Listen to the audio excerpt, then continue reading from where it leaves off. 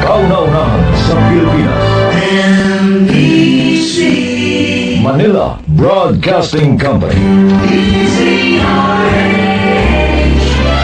DZRH. Member, kapisanan ng mga broadcaster ng Pilipinas.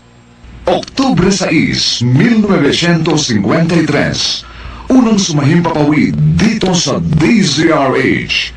Nagkamit na ng di mabilang na gawad karangalan at ng Oktubre taong 2002, ipinagkaloob naman ng kapisanan ng mga broadcaster ng Pilipinas ang Lifetime Achievement Award kay Tia Deli.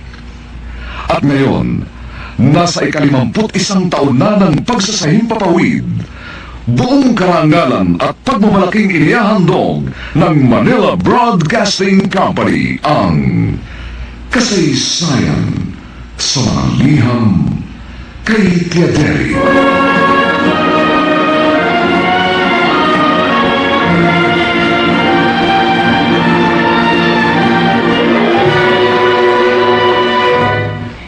Itong inyong Tia Deli.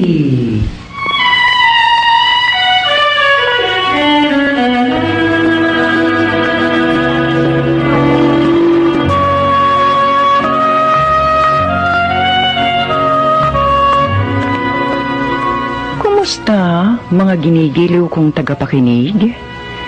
Narito na naman po kami sa pagsasadula